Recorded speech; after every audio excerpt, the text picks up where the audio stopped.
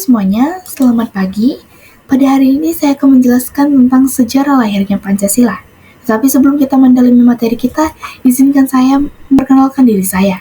Nama saya Yundike Margareta Pitupulu dari kelas XF.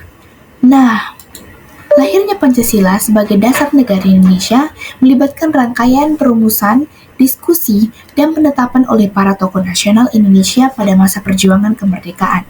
Berikut adalah detail mengenai kelahiran Pancasila. Yang pertama, terbentuknya BPUPKI.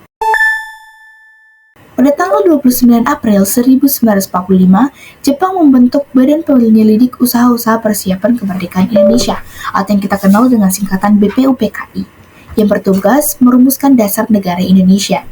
BPUPKI terdiri dari 62 anggota yang memiliki berbagai latar belakang, termasuk tokoh politik, agama, pendidikan, sosial, dan kebudayaan.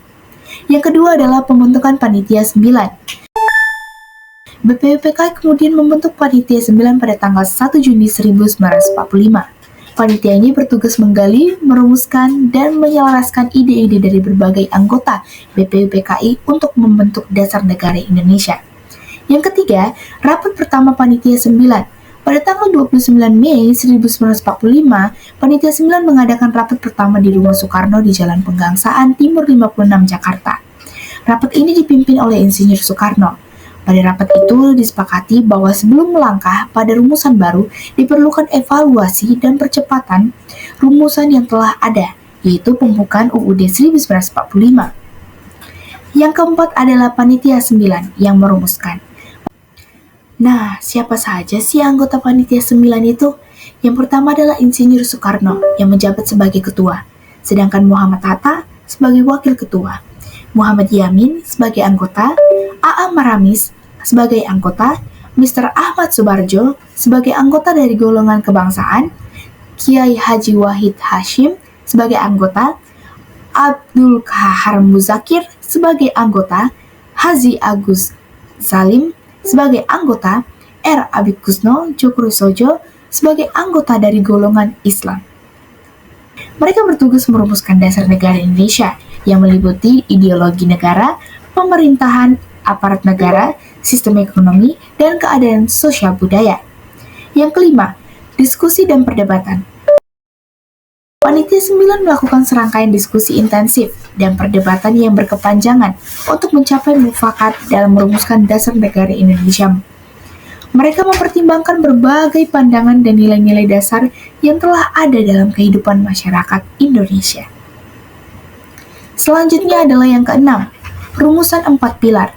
Pada tanggal 18 Agustus 1945, Panitia 9 berhasil mencapai kesepakatan dengan merumuskan 4 pilar Pancasila, yaitu ketuhanan yang Maha Esa, kemanusiaan yang adil dan beradab, persatuan Indonesia, dan kerakyatan yang dipimpin oleh hikmat kebijaksanaan dalam permusyawaratan perwakilan. 4 pilar ini diakui sebagai landasan ideologi dan dasar negara Indonesia yang universal. Yang ketujuh adalah penetapan Piagam Jakarta.